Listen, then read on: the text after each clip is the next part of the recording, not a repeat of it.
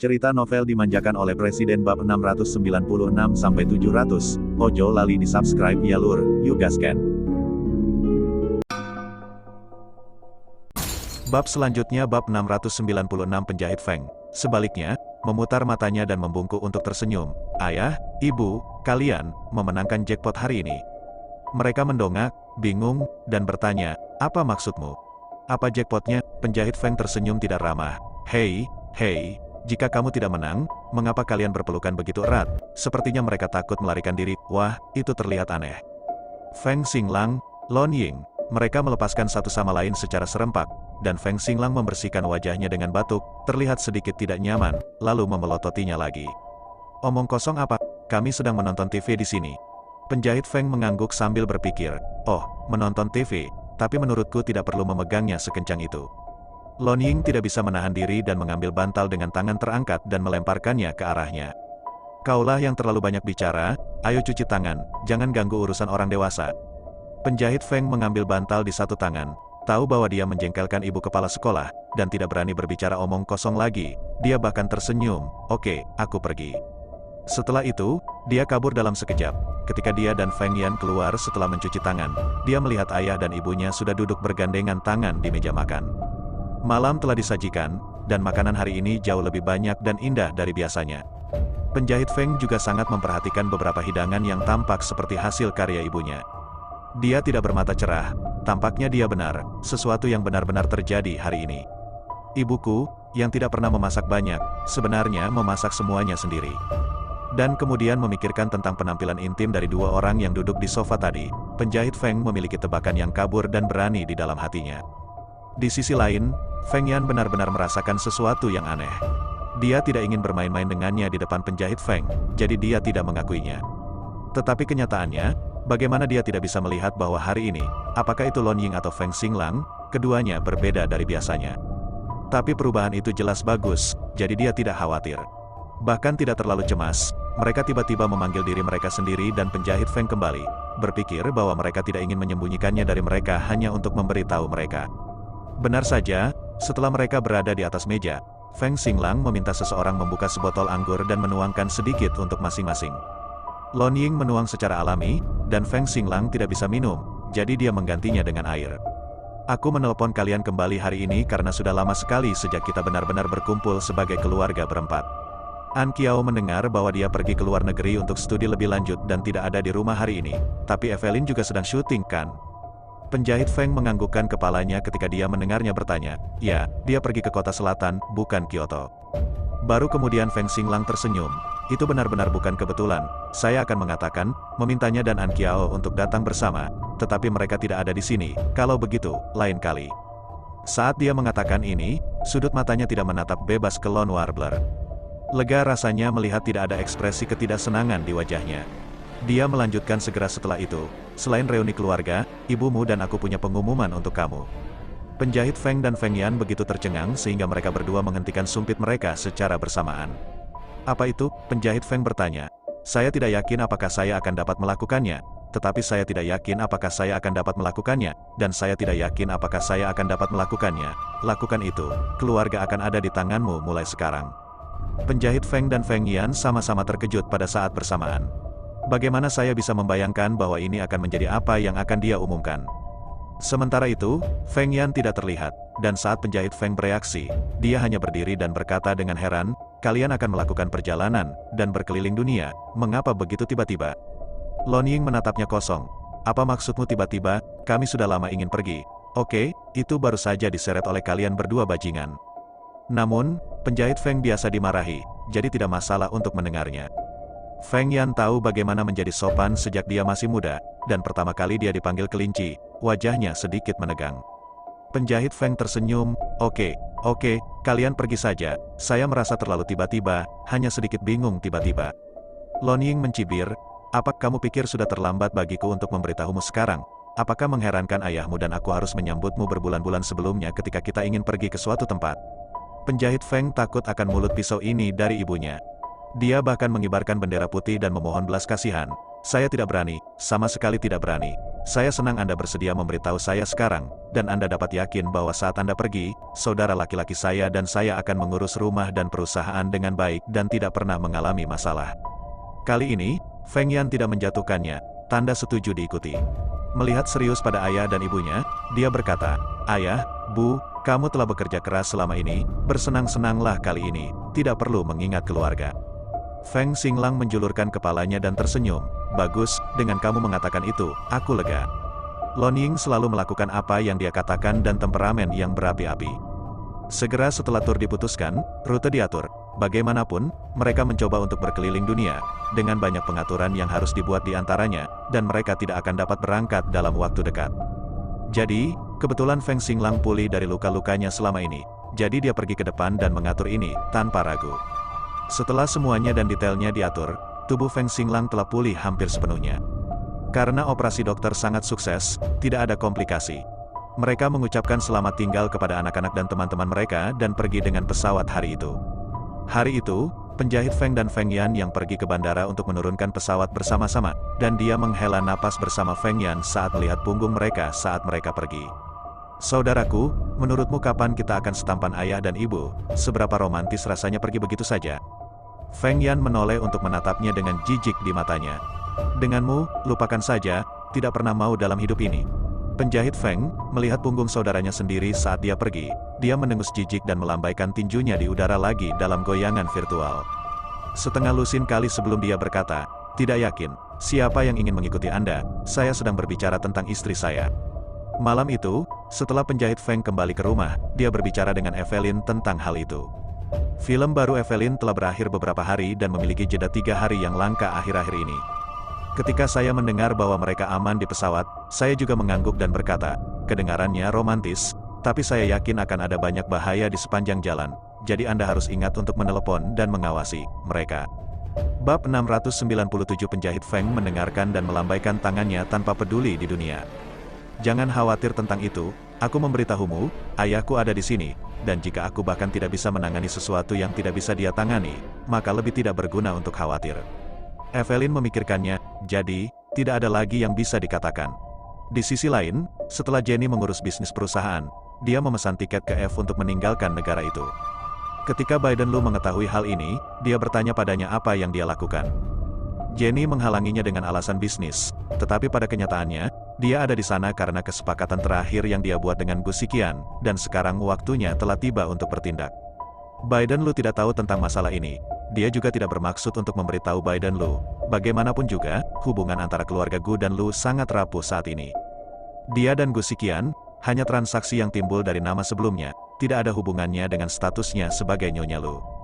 Tetapi jika masalah ini diketahui oleh Biden Lu, akan sulit untuk mengatakannya, dan tidak ada hubungannya dengan keluarga Lu. Bagaimanapun, dia sekarang adalah istri asli Biden Lu dan semua orang tahu itu. Tetapi untuk menangani masalah ini, Anda benar-benar tidak dapat menggunakan identitas Nyonya Lu. Anda harus menggunakan kembali identitas 7 lamanya. Itulah mengapa Jenny tidak memberitahu Biden Lu tentang hal itu. Setelah mendengar jawabannya, Biden Lu tidak mengatakan apa-apa, hanya menginstruksikannya untuk aman di jalan dan meneleponnya ketika dia tiba. Lalu, mereka melepaskannya. Jenny akan berakhir sekitar 4 hari kali ini. Jika tidak ada yang lain, kami akan kembali pada sore hari pada hari keempat. Oleh karena itu, ketika dia mengemasi tasnya, dia tidak akan membawa banyak barang.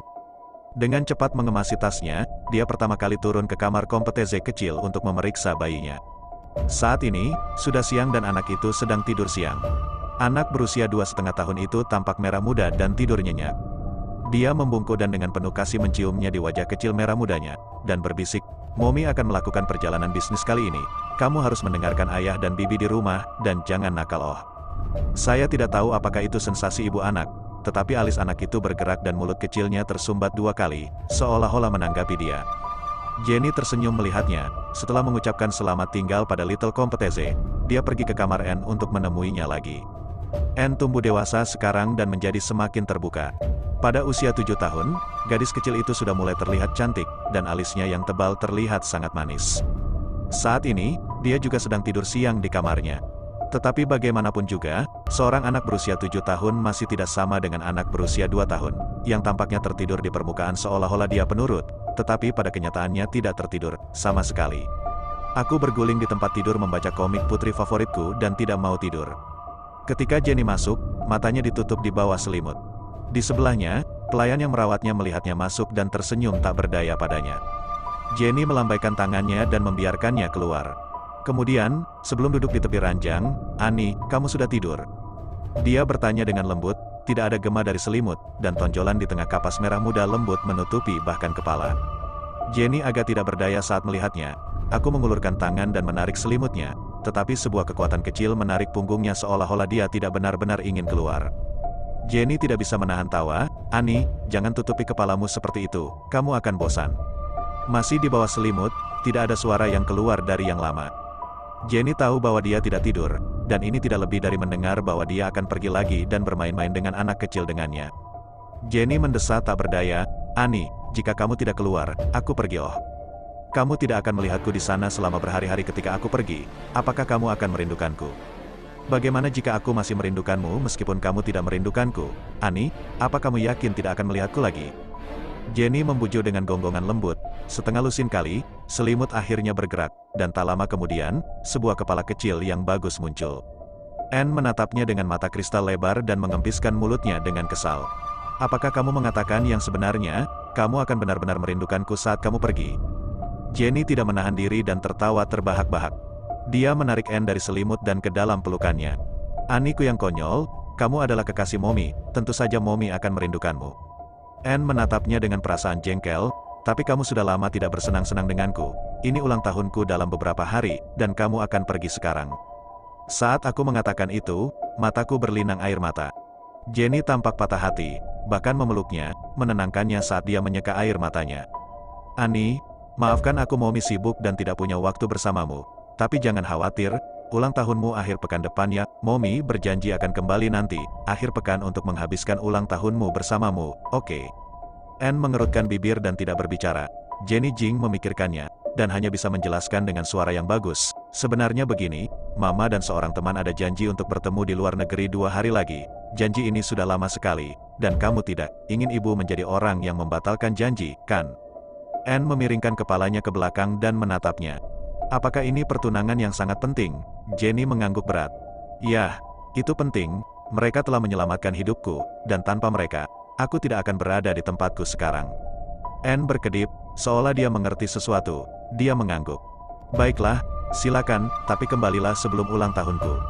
Jenny Jing melihat janjinya, yang membuatnya tersenyum. "Oke, ayo kita tarik pelatuknya. Aku pasti akan kembali bersama untuk membantumu merayakan ulang tahunmu nanti." Baru pada saat itulah Anne menjadi teduh dan tersenyum, mengejeknya juga. "Tarik kail dan gantung dirimu, jangan berubah selama 100 tahun, dan siapapun yang melakukannya adalah babi kecil." Jenny membujuk anak itu keluar kamar. Di luar gerbang, Monan sudah menunggu di mobilnya. Sekarang, Monan sudah lama benar-benar menjadi dirinya, daripada menjadi pengawal yang ditempatkan Biden Lu di sisinya. Artinya, Monan hanya mendengarkannya, tidak seperti sebelumnya, ketika dia melakukan sesuatu, Monan akan tetap melapor kepada Biden Lu. Itu sebabnya, dalam perjalanan ke luar negeri ini, Jenny rela mengajaknya. Dia sebenarnya tidak seberani dan berubah-ubah seperti dulu. Lagi pula, sudah menjadi ibu dari 2 anak dan memiliki keluarga sendiri. Bahkan jika Anda tidak memikirkan diri sendiri, Anda harus lebih memikirkan keluarga Anda. Saat hati mencintai, ia memiliki titik lembut terhangat di dunia. Namun terkadang, mudah untuk menahan orang dan menghentikan kita melakukan sesuatu. Tetapi saya juga harus mengakui bahwa itu memang ikatan terindah dan terbaik di dunia. Bab 698. Ketika Biden Lu keluar di pagi hari, Jenny Jing sudah memberitahunya bahwa dia akan pergi hari ini. Dengan Monan di sini, Biden Lu tidak perlu dikhawatirkan. Lagi pula, menurut kata-kata Jenny, kali ini hanya untuk bekerja. Tidak terlalu lama untuk kembali dalam 3 atau 4 hari, jadi jangan khawatir sama sekali. Jadi alih-alih mengantarnya, dia meminta sopir keluarga untuk mengantar mereka langsung ke bandara dan dia akan menjemput mereka ketika mereka kembali. Jenny sebenarnya merasa sedikit bersalah di dalam hatinya, selalu merasa seolah-olah dia telah mengkhianati kepercayaan Biden Lu. Tapi ini, jika dia memberitahunya, hanya akan mempersulitnya. Di sini, dia menarik napas dalam-dalam, hampir tidak menekan perasaan tertekan di hatinya. Ketika Anda tiba di bandara, Anda membawa Monan ke gerbang. Untuk sampai ke F, dibutuhkan penerbangan 7 jam. Mereka berdua tidur dalam perjalanan, dan sudah malam ketika mereka tiba di Forest City. Jenny Jing telah mengatur sebelumnya agar seseorang menjemputnya, dan pihak lain, seorang pria muda berambut pirang yang kuat yang fasih berbahasa Mandarin, menyambutnya. Hai, 7, lama tidak bertemu. Jenny mengaitkan bibirnya dan maju untuk memeluknya, dan memperkenalkan Monan kepadanya, ini temanku. Pria itu mengulurkan tangannya dengan ramah kepada Monan, hai, nama saya Sam. Monan tersenyum dan mengangguk, saya Monan. Usai sapaan ramah, Sam mengantarkan mereka ke area parkir. Kudengar kau ada di sini untuk balapan terbang kali ini. Aku belum pernah melihatmu berlomba selama bertahun-tahun, tapi akhirnya aku akan melihatmu beraksi kali ini. Jenny tersenyum, dia sudah memberitahu Monan tentang identitasnya sebelumnya sebagai pembalap. Monan sekarang semua setia padanya, dan banyak hal yang dia katakan padanya dia bahkan tidak tahu tentang Biden Lu. Jadi, tentu saja, dia tidak akan memberitahu Biden Lu lagi. Jenny Jing tersenyum, sudah bertahun-tahun sejak kita mengadakan kompetisi, dan tangan saya berkarat, jadi saya tidak tahu apa hasilnya kali ini. Sam sangat menarik perhatian dan memberinya dorongan. 7, percayalah pada dirimu sendiri. Kamu adalah superstar yang memenangkan 3 gelar berturut-turut saat itu. Percayalah pada dirimu sendiri, kamu bisa melakukannya. Jenny terpengaruh oleh kata-katanya dan ikut tertawa bersamanya. Aku memberikan kata-kataku, mereka bercanda dan segera masuk ke dalam mobil. Sam adalah teman yang dulu dia kenal yang bukan seorang pembalap, tetapi tertarik pada balapan dan merupakan penggemar raja. Sejak dia berada di industri pariwisata, Jenny telah memberinya tanggung jawab atas semua pakaian, makanan, perumahan, dan transportasi kali ini. Bukannya dia tidak berpikir untuk menginap di properti dan hotel di Biden Lu itu, tapi untuk sementara, dia mungkin bisa berhubungan dengan keluargaku. Ada hal lain yang diam-diam ingin dia ketahui dan dia ingin mengetahuinya. Jika Anda akan melihat hal-hal itu, Anda pasti akan berurusan dengan orang-orang yang akan dihadapkan pada semua itu. Monan bisa membantunya merahasiakannya untuk sementara waktu, tapi orang-orang itu tidak bisa. Jadi, dia tidak ingin tinggal di sana, setidaknya sampai kompetisi selesai, tetapi dia tidak bisa memberitahu Biden Lu tujuan sebenarnya dari kunjungannya. Sam adalah orang yang sangat cerewet, bagaimanapun, dimulai sebagai pemandu wisata, dan sudah lama berbicara dengan mereka di bus. Dia fasih dalam 6 bahasa dan tahu sesuatu tentang setiap negara dan adat istiadatnya. Jadi, Anda selalu dapat menemukan banyak hal untuk dibicarakan dengan orang lain. Dan dia adalah pria cerdas yang tahu apa yang sedang terjadi dan dapat dengan mudah memahami apa yang ingin dibicarakan orang lain dan apa yang tidak ingin mereka bicarakan. Tidak diragukan lagi menyenangkan berada bersama pria seperti itu dan, akibatnya, bisnisnya sangat bagus. Ketika prospek 6 tahun Ning meninggalkan F, dia hanyalah seorang pemandu wisata kecil, dan sekarang dia adalah bos besar dari rantai perusahaan perjalanan. Sepanjang jalan, Sam berbicara dengannya tentang bagaimana F telah berubah selama bertahun-tahun. Jenny tidak memberitahunya bahwa sebenarnya, hanya 2 tahun sebelumnya, dirinya dan Biden Lu telah datang dan tinggal untuk waktu yang lama. Setengah jam kemudian, mobil berhenti di tempat parkir di depan hotel. Hotel ini dipilih oleh Sam untuknya, atas permintaannya, tenang, nyaman, tenang dan rahasia. Setelah keluar dari mobil, dia menyerahkan kartu kamar mereka dan tersenyum.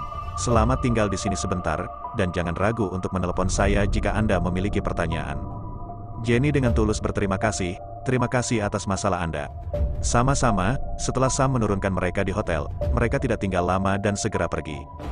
Jenny dan Monan mengambil kartu kamar mereka dan masuk untuk mendaftar, lalu staf layanan membawa mereka ke kamar mereka.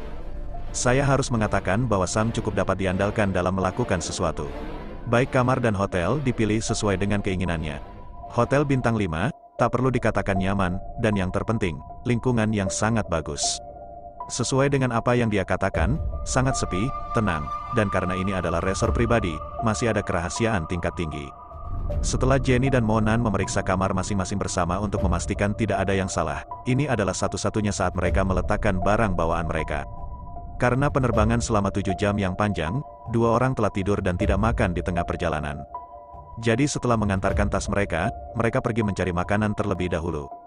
Saat ini, sekitar jam 8 malam di negara itu. Tapi sekarang jam 6 pagi di kota F. Kokorin.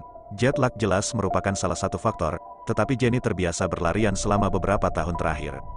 Dan belum lagi Monan, aspek ini awalnya tidak ada di radarnya. Pada jam seperti ini, banyak tempat sarapan di luar masih buka, jadi keduanya harus menggunakan restoran hotel untuk camilan santai. Setelah makan malam, saya kembali ke kamar saya untuk beristirahat sejenak dan mengejar jet lag saya. Mereka tidur sampai pukul 3 sore, dan ketika mereka bangun, Jenny sudah siap mengajak Monan jalan-jalan dulu. Belum berada di sini selama 2 tahun, Jenny merasa Lin City tidak banyak berubah. Monan mengetahui pengalamannya sebelumnya tinggal di kota Lin dan tersenyum. Jika saya bisa, saya benar-benar ingin mengunjungi tempat Anda dulu tinggal, saya mungkin bertemu dengan seseorang yang saya kenal. Jenny tersenyum, sudah lama pergi. Terakhir kali Biden Lu terluka dan dirawat di rumah sakit, dia membawanya untuk menemuinya. Tempat itu sudah lama ditinggalkan, dan dia telah menemukan sebuah mobil terlantar di sana pada saat itu dan mengemudikan beberapa di antaranya. Kalau dipikir-pikir, seolah-olah itu sudah terjadi lama sekali, padahal itu baru 2 atau 3 tahun yang lalu. Mereka berkeliaran sampai lampu menyala dan menemukan restoran yang bagus untuk makan. Sam menelepon tepat saat mereka selesai makan. Ketika dia menjawab, itu adalah suaranya yang dipenuhi kegembiraan. Hei, 7, aku membantumu dengan apa yang kamu minta untuk aku lakukan sebelumnya. Aku akan mengirimkan alamat tempat itu nanti dan kamu bisa pergi malam ini. Oh. Jenny mengatupkan bibir dan bertanya, bagaimana dengan biayanya? Apakah kita perlu menyebutkan biaya untuk hubungan seperti ini? Tempatnya adalah milik teman saya, dan harga mobilnya bersahabat, dan saya sudah membantu Anda membayarnya di muka, jadi Anda akan membayar saya bersama ketika waktunya tiba. Bab 699 Jenny tersenyum, terima kasih banyak, Ola. Aku akan meninggalkanmu sendiri kalau begitu, jadi perhatikan pesan teksmu nanti. Oke, terima kasih. Setelah menutup telepon, tidak lama kemudian pesan teks masuk. Jenny mengkliknya dan melihat dengan cermat alamatnya, menemukan bahwa itu adalah tempat yang telah dia kunjungi sejak lama ketika dia masih di negara F. Dia berpikir untuk menyalin alamat dan mengirim salinan ke Monan sebelum menyimpan teleponnya. Catat alamat ini, dan kita akan berada di sana selama 2 hari ke depan. Monan mengeluarkan ponselnya, melihatnya, dan bertanya, apakah ini fasilitas pelatihan? Jenny mengangguk, lagi pula, dia tidak benar-benar membalap mobil selama bertahun-tahun, dan tidak peduli seberapa bagus seorang pelari puncak, dia tetap tidak akan menemukan bentuknya jika dia tidak menyentuhnya selama beberapa tahun. Jenny hanya memberi dirinya 2 hari, dan 2 hari untuk kembali ke akal sehatnya sudah mengesankan. Monan mengingat alamatnya, dan setelah beberapa lusin detik, singkirkan teleponnya. Oke, saya sudah mencatatnya. Jenny mengangguk, dan baru kemudian mereka membayar tagihan dan pergi. Keluar dari restoran, Monan bertanya, sekarang kita akan pergi kemana? Kembali ke hotel. Jenny melihat waktu itu, baru jam 8 malam. Dia berpikir, menggelengkan kepalanya, ayo kita jangan kembali dulu, ini masih pagi, kenapa kita tidak pergi ke tempat tersebut? Monan sudah lama ingin melihatnya mengemudi dengan matanya sendiri, dan matanya berbinar mendengar berita itu, menganggukkan kepalanya, ya. Mereka setuju, jadi mereka naik taksi ke tempat latihan. Sam memperkenalkannya ke tempat ini. Jenny pernah ke sini beberapa kali sebelumnya. Tetapi karena pada saat itu, dia masih menghabiskan sebagian besar waktunya di tempat latihan di dalam korps naga. Jadi, kecil kemungkinannya untuk keluar. Kali ini, kesempatan kembali ke kampung halaman sebenarnya merupakan peristiwa langka bagi Jenny. Tempatnya tidak jauh dari restoran tempat mereka makan, tapi jaraknya 20 menit berkendara. Di kejauhan, ada barisan bangunan yang mencolok di depan. Rumah besi abu-abu dengan 2 huruf mencolok, Mek, dibangun tinggi di atasnya. Jenny tahu itulah nama lapangan latihan ini.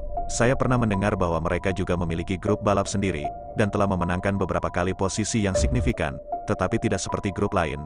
Mereka murni tertarik pada balapan, dan tidak tercampur seperti para naga. Tempat seperti itu adalah pilihan yang sempurna untuk Jenny. Lagi pula, menurut statusnya, tidak peduli apa nama tempat latihan yang dia datangi dalam kelompok itu akan menyebabkan kesalahpahaman dan masalah yang tidak perlu. Hanya tempat yang benar-benar netral seperti Mek yang akan memungkinkannya untuk bergabung dengan gangguan seperti itu. Setelah mereka masuk, Sleepy Forsam menyapa mereka terlebih dahulu, jadi begitu mereka melihat mereka, seseorang langsung menyapa mereka. Bolehkah saya bertanya apakah itu Nona Raja dan Nona Mo? Jenny mengangguk, setelah 7 tahun, dia terlihat berbeda sekarang dari yang dia lakukan 7 tahun lalu. Juga, ada banyak orang di sini, jadi wajar jika mereka tidak mengenalnya. Halo teman-teman, saya diberitahu Anda akan menyewa lapangan di sini selama 2 hari untuk berlatih balapan, kan? Jenny menjawab, ya, apakah nyaman untuk memeriksanya sekarang? Mudah, kamu ikut denganku. Aku berkata, dan membawa mereka ke belakang. Ada sederet bangunan abu-abu besi di depan sisi ini, dan banyak sekali ruang terbuka di belakangnya.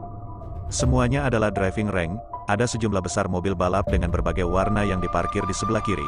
Beberapa di antaranya, pernah dilihat Jenny sebelumnya, adalah mobil kejuaraan yang sama yang membuat namanya terkenal di semua balapan besar sebelumnya. Jenny memilih salah satu model yang lebih disukainya, dan setelah menyerahkan barang-barangnya kepada Monan dan membiarkannya duduk di sampingnya untuk beristirahat, dia hanya mengambil kunci dan masuk ke dalam mobil. Jenny, ayo, Monan ada di sana untuk menghiburnya.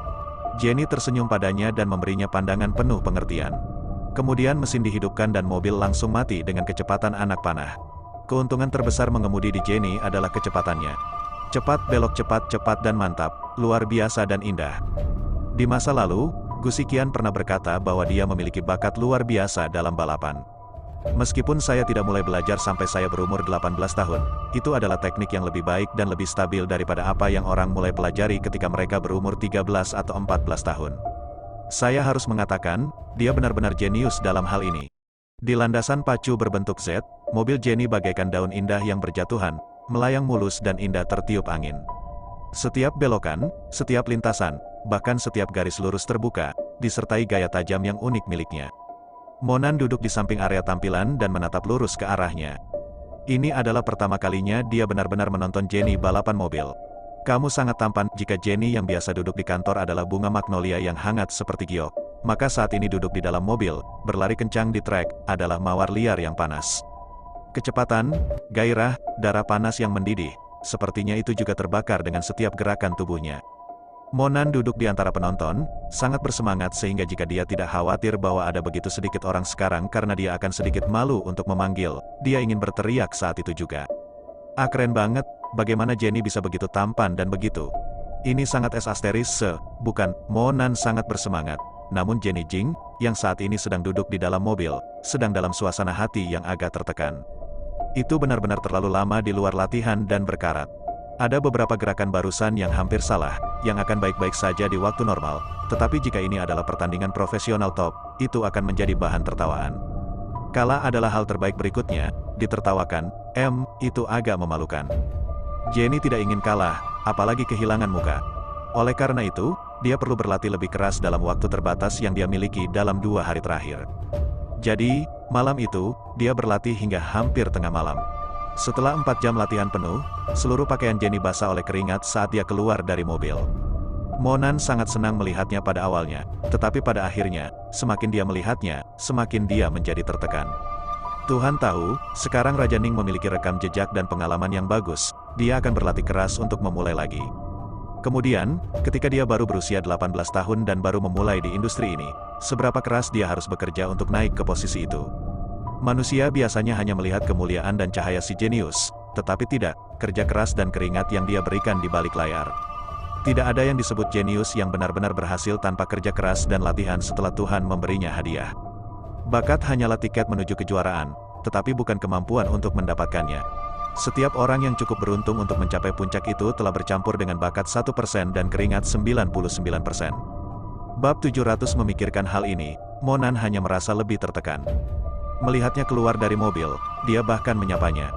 Dengan handuk dan air di tangan, dia bertanya sepenuh hati, "Jenny, bagaimana perasaanmu? Apakah ini melelahkan?"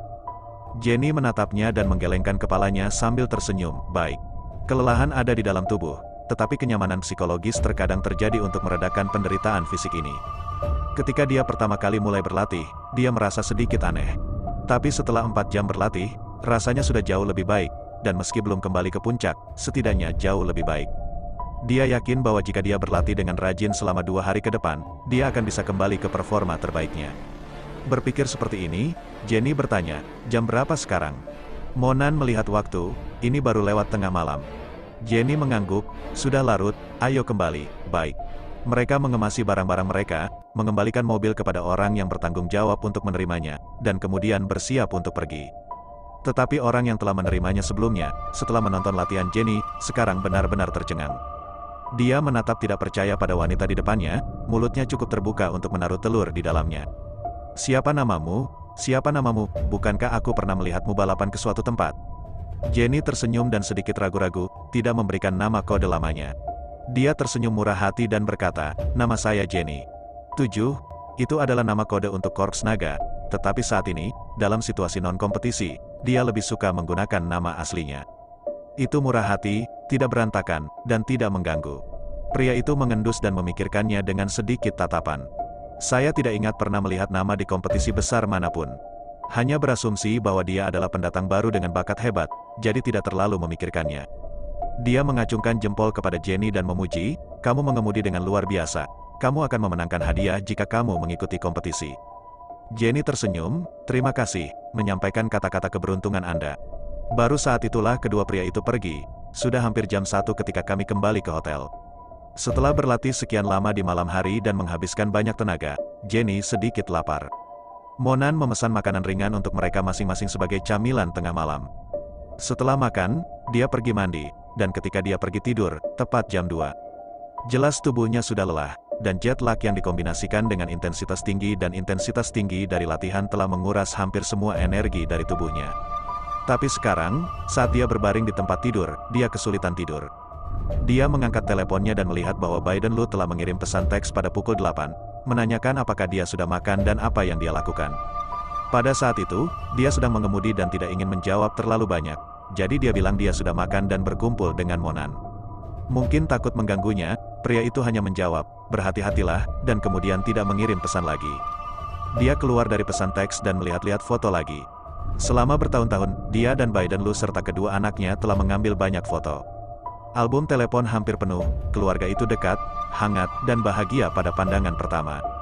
Sudut bibirnya tidak sedikit melengkung. Saat itu, pesan teks tiba-tiba muncul, mengganggu alur pemikirannya.